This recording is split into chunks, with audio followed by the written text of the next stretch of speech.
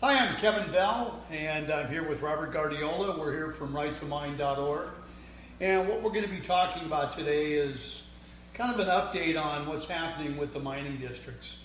So, Robert, I know we've been working on some things. Why don't you go ahead and tell everybody what's been going on with the mining districts? Well, basically what we're trying to do is get ourselves set up so we understand what the power of the districts are, and trying to get people to form their districts in their own area. We have about 5 districts up and running right now, and that are staffed, and we're looking to staff more across the country. So we've been kind of working on that and actually getting the legal paperwork straightened out so we know what we're doing, and to make sure that we're helping you properly out there. Yeah. So I think what Robert, I want to kind of expand on that is what we'll be doing is actually working on a template that we can use not only for the districts, but also kind of at these, in between each state. So we actually have something that we can do over and over so to make it simple for people that want to actually start their own district. So anyway, any other plans, any other kind of wider level things we've been working on, like how do we reach out to the miners and actually... Well, by you sharing this video is how we reach out to the miners. Listen, folks, I mean, you know, I get that we want to find our hole, get in, dig the gold out, and sell the gold and go find another hole. But sometimes we got to come out of that ditch, put our shovels aside, and actually let our voices be heard. We're looking for people out there to get involved. We're going to be bringing on a marketing campaign that is going to involve radio, social media, events, things like that. We've already done some of this, but we've got to do more, and we're going to need your help to do that. So I know you want to be out there mining, and that's the whole goal. We want you mining legally, and we want you mining with all your rights. So we need you to get involved, help us reach all of the miners so we can share that voice with the people who matter, with the people who have our fate in their hands, the people who write the laws, so they're not overriding what's already law. And that's what's happening, is they're just ignoring the laws that are already on the books and trying to reinvent the wheel. Well, the wheel's there, it's rolling. We got to put the spokes in it and actually put the horsepower behind it to make it turn. So we're not at the mercy of the state of California and other states that are following suit. Right. So the districts, I mean, the mining districts actually, you know, that key phrase in the first section of the mining district when it talks about the customs of miners. Mm-hmm. Can you kind of talk about the customs of miners? What does that mean? That's a good point. The customs are what we've customarily done. I mean, how we've extracted the gold, the minerals, the rocks, the gems, the sand, whatever it is you're mining out there. How have you done that? The way we've done it for years is dredging, high banking, using motorized equipment, small motorized equipment, usually under 10 horsepower, and by doing that over a period of time, it creates the custom. Well, if that's been done long enough, then the custom's there. They can't just come in and arbitrarily say you're no longer allowed that custom anymore, right? Because they have to include the district in those decisions, something they haven't done. Also, the custom is using that property and that access to get to the property that we've done for hundreds of years now, and those can't arbitrarily be taken away without consent of the property owners, the miners themselves. Now, what we've done is we've sit back and we just have not vocalized our customs, sure, I guess is a good way to put it, and we've not utilized the power of the law to protect our assets. Right. And that's needs to stop, and we need to start utilizing it.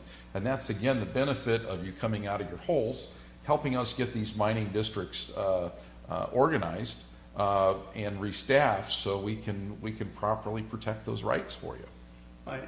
And so I think a lot of things that, you know, people need to understand is the mining district does all those things you mentioned, but, you know, that helps us to work at the local level. You know, the county sheriff, a lot of the Forest Service have local jurisdiction or local offices that they're starting to begin to close off roads and things that are on old county maps that have actually been, prior to that law, the travel ban or the Travel management travel program. management plan being in place. Yeah. And And you've seen that's it huge. yourself when you drive up any of the roads up there, and if you look at your older GPSs, it says SR this, SR that, and all you look over there to see that road, and there's just a bunch of boulders there. Yep. You know, in addition to that is now the travel management program. We're actually closing off the roads to the general public from December, which is coming up here shortly, till April. So that's 4 to 5 months that people are unable to use public lands. Can you imagine that? We can't use public lands. We pay taxes on it. We do keep it open. But guess what? I mean, that doesn't it doesn't pertain to minors, though. correct. Only if you have somebody advocating for your rights to keep the roads open. Right. Because they're shutting them anyway, thinking they have the authority to do so. And it's not until the minor utilizes that authority to get a key or a daisy chain or to be able to pass through those gated entry gates. Yeah, and the biggest thing, I think a lot of these things, we have several different means of having these access to these.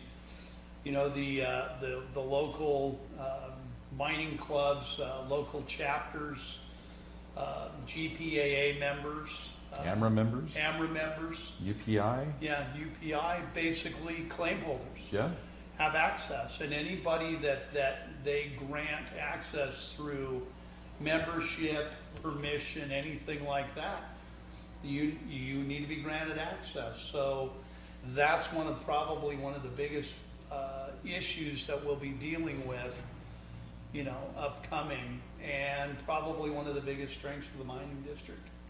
Well, and this relates to all mining too. I think a lot in our circles when they think when you throw that word mining out there, I think most of the people think gold mining. Okay, so we're out there just for the gold. Well, guess what? That's a small portion of it. Right. You've got rock hounds out there. You've got gem hunters out there. You've got people out there that are mining. If you pick up a rock and you just like rocks, that's mining. Yeah. Anytime you take a mineral, that's mining, and it falls into that category. So we need to broaden our scope of understanding of mining to recognize all of the groups out there, not just gold miners. Although we are kind of at the forefront of it, we need to include, we asked earlier about, what can we do? Get that rock hound involved, get that person that collects rocks, get that person that's interested in the black sands or the rare earth materials or just the decorative rock for their house. Right. Those all are included, especially if you have a mining claim and going on claims. Yeah. And we need to stress the importance of owning claims and getting involved that way instead of just going out rogue. Protect your territory. You find a good territory that you get good values out of, and that could be anything as I just mentioned. You need to file a claim on it. If you're a rock hound or a gold miner or just looking for precious stones, if you've got a good area, it behooves you to get involved with the mining district and get a claim on that, Sure. and do it right.